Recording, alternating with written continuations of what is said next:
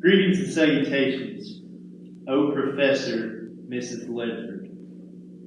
One could do worse than be a swinger of Birches, according to Mr. Robert Frost, as he states in the last line of his famous poem, Birches. After reading this poem, me and Garrett have came to the conclusion that Robert Frost's poem, Birches, could be influenced by his own past childhood. Upon reading and hearing Birches being read to me, I was inspired to write a short story I titled My Tree. And My Tree is a story that attempts to capture a certain feeling of a boy and his relationship with his favorite tree. And I think Robert Frost is doing something similar in his poem Birches. Upon rereading it now, I noticed a few more things. So I took note of the contrast between the trees being bent low by the ice storm versus by the boy, which I think this could be symbolic of some sort of death. Whether or not this interpretation is true, I do think the birch trees represent something. Maybe people or some sort of death. I noticed how ice storms kind of defeat the birch trees permanently, while swinging does not, as is evidenced in lines 4 and 5, where he writes, "But swinging does not bend them down to stay as ice storms do." I also considered that this poem is a sort of reminiscence of either the narrators or Robert Frost himself. The imagery is just so vivid, as in the lines 6 through 8, when he writes, "Loaded with ice, a sunny winter morning, after a rain, they click upon themselves as the breeze rises and turn many-colored as the stir cracks and crazes their enamel." Indeed, in line 42, the narrator actually confesses to being a swinger of birches, just as the boy he describes in such detail. He says, "So was I once myself a swinger of birches, and so I dream of going back to be." So that is my analysis of this poem. When I first read this poem, I didn't realize what Robert Frost meant by being a swinger of birches. But he describes it well when he says, "To the top branches, climbing carefully with the same pains used to fill a cup, up to the brim and even above the brim. Then he flung outward, feet first with a swish, kicking his way down through the air to the ground." In this description, we see the boy climbing the tree. But what is happening is, once he gets close to the top, the tree starts to bend. And when it starts to bend, it sort of lowers him down to the ground. And I have some experience in swinging trees, not a birch tree.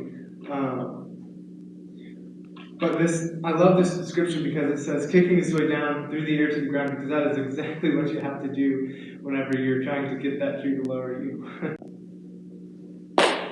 Okay, so from my analysis, the first thing I noticed is that the poem is in first person, and it seems to me that it is an older man, perhaps reminiscing on his past state, and he seems to be very calm about this, like he's kind of enjoying talking about his childhood. And some things that I picked up on was, it seems that he was raised on a farm, like he was a country boy. And as you see in lines 26 through 28, it says, "Some boy too far away from town to learn to play baseball, whose only play was what he found himself, summer or winter, and could play all alone." And so right there, it kind of clarifies it for me that this boy was out, away from civilization. Another thing that stuck out to me whenever I was analyzing and reviewing this poem was how the trees was beat up compared to the ice storm to the boy, and it seemed like the boy didn't really affect or harm them.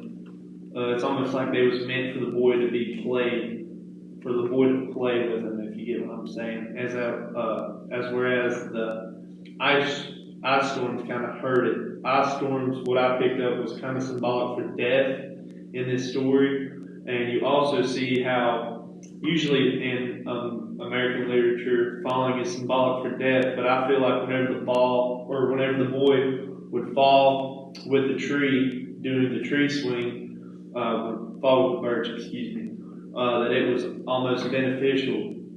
And it says in line 30 through 31, by writing them down over and over again until he took the stiffness out of them. So I feel like he was more or less benefiting when he fell with the tree instead of falling, representing the typical death symbolization in the story. And also, it says in lines 4 and 5, Garrett already mentioned this, we kind of both picked up on it. It says, both swinging doesn't bend them down to stay as ice storms do.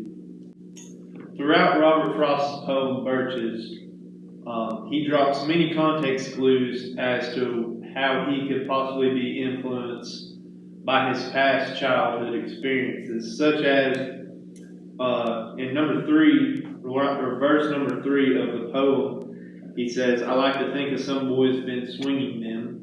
Also, a very vivid one is in line 42 and 43. He states, so once I was a swinger of birches, and so I dream of going back to be.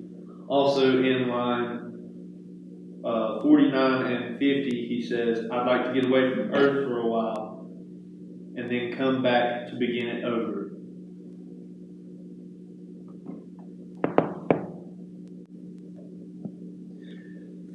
Dwain and I both took our own sources. We both read different analyses of Birches, and the one I read was by George Monteiro.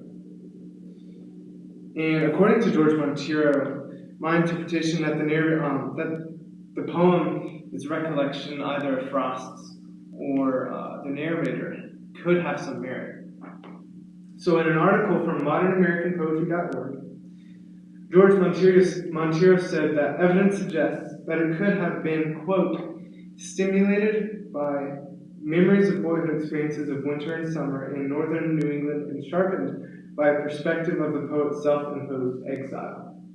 Now, this quote is in reference to a spontaneous poem that Frost wrote when he came upon swaying birches while walking in the West Midlands. Now, I would argue that he had to rely heavily upon his own childhood, memories of his own childhood, to write this poem so quickly and seemingly spontaneously. In reading George Monteiro's analysis, my view of the poem did not really change. George Monteiro discusses throughout the analysis that Robert Frost could have been influenced by Thoreau in his poem, but I don't know if I agree with that or not, because whether or not Frost was influenced by Thoreau, we can't know as a fact. There's definitely similarities between Thoreau's writings and Birches, but it remains unclear. My source came from modernamericanpoetry.org as well, and I chose Mr. John C. Kemp, his analysis of Robert Frost's poem Birches. And the reason why I chose Mr. Kemp's is because I like his, because we kind of picked up on the same things. And it says here, Kemp picks up on terms such as apple picking, wood piles. I believe he refers to a crusty farmer one time. And that leads him to believe that the boy grew up on a farm as well. And I got the same interpretation from different reasons. Kemp also refers to the ice storms and how they bend the branches to stay versus the boy was swinging on them. We both relate in that form. And I also like how Kemp refers to the pathless wood. And he says that the pathless woods kind of represents life's considerations and like all the different choices you can make. And I like how that kind of goes along with everyone has their own path that they create. There isn't like a set in stone path that is chose. We all have different journeys through life, and I like how he represents that with the pathless woods. Because the woods, you get in a forest way back in there, and everything looks the same pretty much.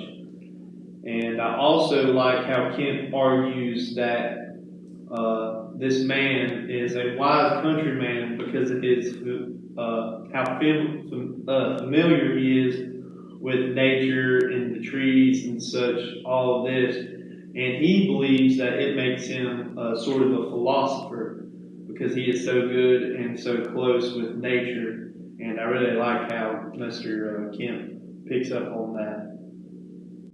In conclusion, the origin of the poem, how the poem was written in first person, how the narrator seems to be in a calm state of reminiscence, the vividness of the descriptions as if he was there swinging from the birches, and the context clues that we previously mentioned are why Garrett and I believe that Robert Frost's poem Birches was influenced by his own childhood. Thank you and good night. I think that was better. I think You think we can roll with that? I think so. I think so too. Yeah. Heck yeah. All right.